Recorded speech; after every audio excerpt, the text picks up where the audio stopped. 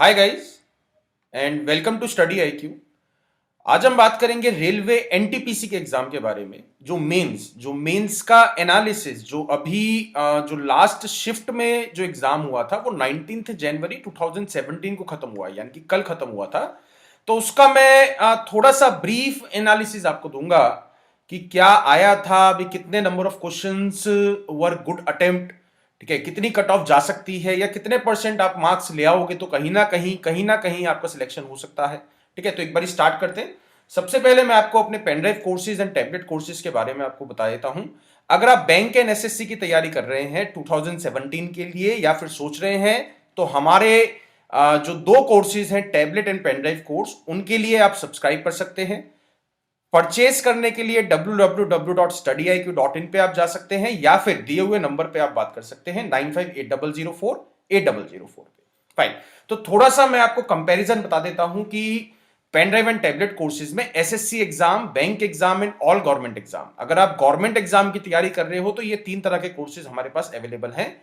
SSC exam का है जिसमें एसएससी एग्जाम कवर करे गए हैं, बिकॉज सारे एसएससी एग्जाम का मोर और लेस सिलेबस सेम रहता है एंड डिफिकल्टी लेवल भी सेम रहता है। तो जो इसमें रेलवे है वो यहां पर है। रेलवे जो है इट इज मोर और लेस मतलब लाइक अ एसएससी एग्जाम पेपर, ठीक है, उसी तरीके का लेवल रहता है, उसी तरीके का आपका मैथ्स पोर्शन आता है, उसी तरीके का रीजनिंग पोर्शन आता है और उसी तरीके का आपका जीएस पोर्शन आता है। ठीक है, तो हल्का फुल्का सा फर्क रहता है। तो एसएससी एग्जाम वाली पेन ड्राइव से आप रेलवे की भी तैयारी कर सकते हैं। एफसीआई, एसएससी एमटीएस, ठीक है, सीजीएल, सीएचएसएल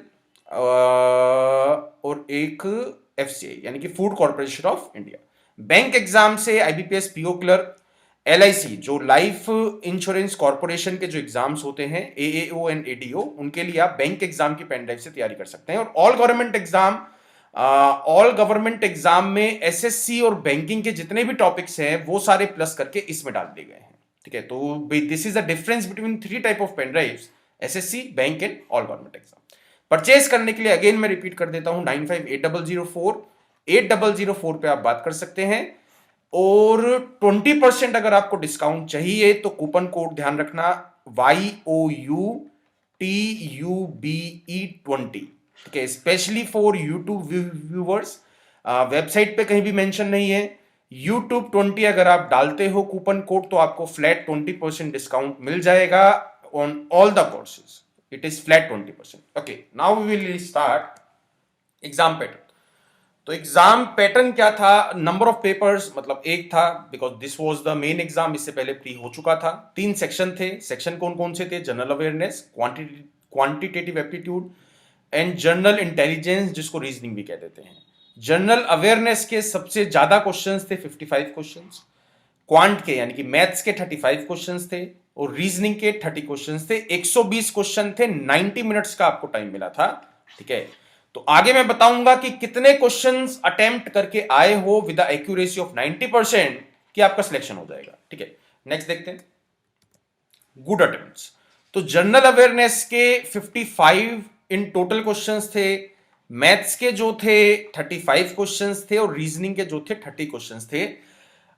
जनरल अवेयरनेस का जो लेवल था, ठीक है, जनरल अवेयरनेस को जो लेवल था इजी टू मॉडरेट, मतलब उसमें एक भी क्वेश्चन बहुत ज्यादा हाई लेवल का नहीं था। ज्यादातर जो क्वेश्चंस थे वो करंट अफेयर्स से थे, मतलब मैं कहूंगा 15 क्वेश्चंस के आसपास जो थे वो करंट अफेयर्स थे।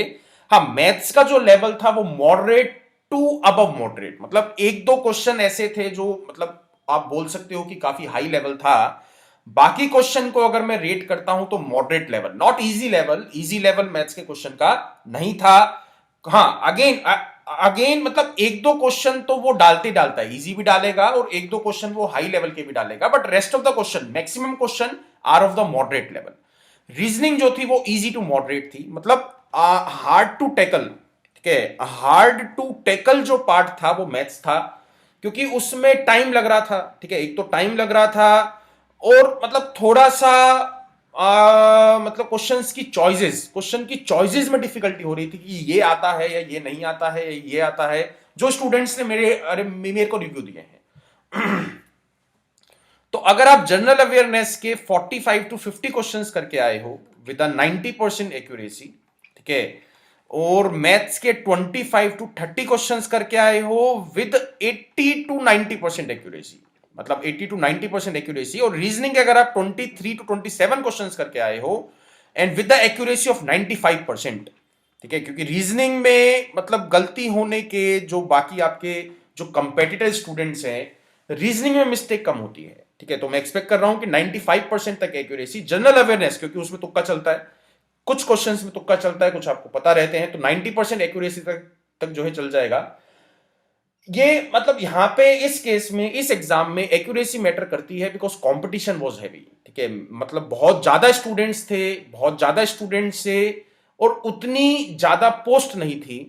तो कहीं ना कहीं आपको अगर कंपीट करना है, अच्छा कंपीट करना है, तो अच्छे अटेम्प्ट के साथ अच्छी एक्यूरेसी भी आपको रखनी पड़ेगी। फाइन, नेक्स्ट देखते हैं जनरल अवेयरनेस क्वेश्चन ब्रेकअप, ठीक है। जो स्टूडेंट्स ने मेरे को बताया है, हिस्ट्री 4 to 5 क्वेश्चंस थे, पॉलिटी 4 to 5 क्वेश्चंस थे। हिस्ट्री वाज मतलब मॉडरेट, इसमें कोई ज्यादा लेवल का फर्क नहीं पड़ता है।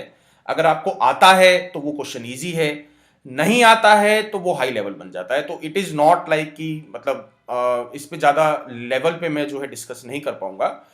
देन पॉलिटी, इकोनॉमिक्स के 3 से 5 क्वेश्चंस थे, करंट अफेयर्स के 14 क्वेश्चंस थे। मतलब 14 नहीं, कुछ स्टूडेंट ने मेरे को 14 बताया, कुछ स्टूडेंट ने मेरे को 20 क्वेश्चंस बताया। तो मतलब current affairs was a big player, ठीक है। मतलब करंट अफेयर्स, अगर आपने हमारे वीडियोस आप पिछले 6 महीने से आप देख रहे हो रेगुलरली, तो आपके सारे के सारे क्वेश्चन सही हुए होंगे। कंप्यूटर के 4 से 6 क्वेश्चन थे, ज्योग्राफी के 4 to 5 क्वेश्चन, जनरल साइंस यानी कि जनरल साइंस में आ गया biology and chemistry and physics, ठीक है। तो इन 3 सेक्शन से 8 से 10 क्वेश्चन थे, ठीक है। नेक्स्ट देखते हैं मैथ्स सीरीज। जो नंबर सीरीज आती है, 3 से 4 क्वेश्चन इजी लेवल की थी, मतलब इजी टू मॉडरेट आप बोल सकते हो।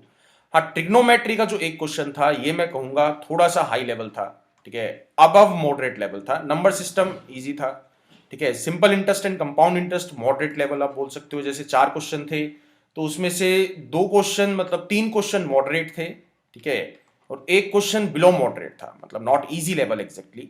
टाइम स्पीड डिस्टेंस का अच्छे क्वेश्चन थे, मतलब सारे ही क्वेश्चन में ट्रिक लग रही थी। ऐसा नहीं था कि कोई हार्ड कॉन्सेप्ट बेस्ड क्वेश्चन था। टाइम स्पीड डिस्टेंस हो गया, simple interest and compound interest हो गया, मतलब सारे ही क्वेश्चन में ट्रिक से सॉल्व हो सकते थे। कोई ऐसा नहीं है कि 3-4 क्वेश्चन को मिला के कोई एक क्वेश्चन बना दिया हो, डायरेक्ट क्वेश्चन ज्यादा थे, ठीक है। मेंजुरेशन के 3 से 4 क्वेश्चन थे। मेंजुरेशन पे स्फेयर आया था, ठीक है। स्फेयर क्या था, रेडियस आपको दिया था, ठीक है। रेडियस, स्फेयर का रेडियस आपको दिया था, और सरफेस एरिया आपको सरकमफ्रेंस निकालना था या वॉल्यूम निकालना था, मतलब इस टाइप का क्वेश्चन था, कोई इजी क्वेश्चन था स्फेयर से। बाकी एक क्वेश्चन सिलेंडर से था, एक क्वेश्चन क्यूब से था, और एक क्वेश्चन आई डोंट रिमेंबर, ठीक है। एक और क्वेश्चन था, मतलब मेंजुरेशन से भी डायरेक्ट फॉर्मूला बेस्ड क्वेश्चन थे। Ratio, then percentage, then profit and loss से 8 से 10 क्वेश्चन थे, डायरेक्ट क्वेश्चन थे, ठीक है। एल्जेब्रा से 4 से 5 क्वेश्चन थे। ये एल्जेब्रा वर्ड प्रॉब्लम्स की मैं बात कर रहा हूं। एल्जेब्रा वो जो एसएससी एग्जाम्स में आता है, वो वाला एल्जेब्रा नहीं, वर्ड प्रॉब्लम्स, ठीक है, जहां पे स्टेटमेंट दी होती है। थोड़ा सा उसको एल्जेब्रा भी बोल देते हैं, और नंबर सिस्टम का भी पार्ट वो बन जाता है, ठीक है। मतलब हार्डकोर एल्जेब्रा नहीं था। अदर्स यानी कि परमुटेशन कॉम्बिनेशन से एक क्वेश्चन था, ठीक है। तो यहां पे मतलब मैथ्स में जिसने अच्छा परफॉर्म कर दिया, ठीक है, मैं जो एक्सपेक्टेशन रख रहा हूं, सिंपल इंटरेस्ट कंपाउंड इंटरेस्ट के 4 के 4 क्वेश्चन सही थे, होने चाहिए। टाइम स्पीड डिस्टेंस के 4 के 4 क्वेश्चन सही होने चाहिए। मेंजुरेशन ऑल करेक्ट, ठीक है। Ratio percentage profit and loss 10 के 10 क्वेश्चन करेक्ट, ठीक है।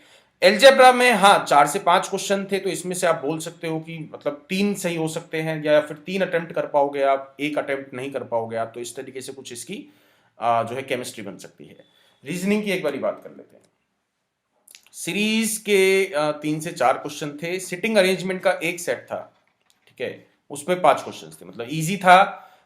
मतलब बैंकिंग लेवल का नहीं था, बैंकिंग लेवल का नहीं था, एसएससी लेवल का था। ब्लड रिलेशन से 3 से 4 क्वेश्चन थे, इसमें एक क्वेश्चन इक्वेशन वाला था। फाइन। और एक क्वेश्चन स्टेटमेंट वाला था जिसमें मतलब एक स्टेटमेंट देता है, फिर वो पूछता है कि ए का रिलेशन बी के साथ क्या है, उस टाइप का क्वेश्चन था। ठीक है।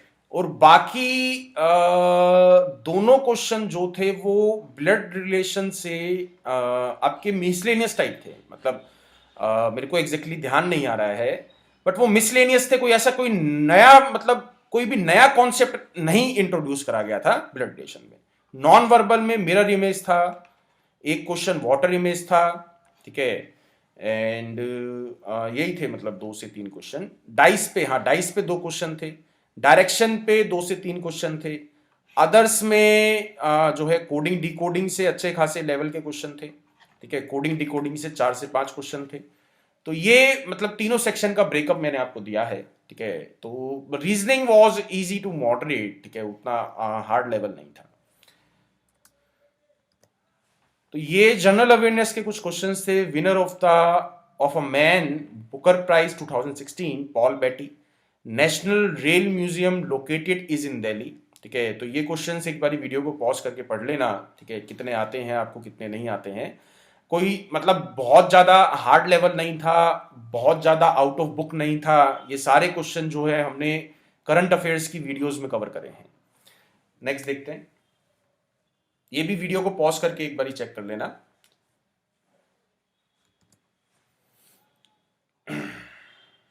Maximum number of Lok Sabha seat, ठीक है, 552। ओके, नेक्स्ट देखते हैं। Now, ये एक सीरीज का क्वेश्चन ध्यान है, इजी है, ऑल्टरनेट सीरीज बन जाएगी 7, 8, 9। ठीक है। तो यहां पे क्या आ गया 10। ठीक है। 10, 11, 12, इसके बाद क्या आ जाएगा 13। Next, a tank has a leak.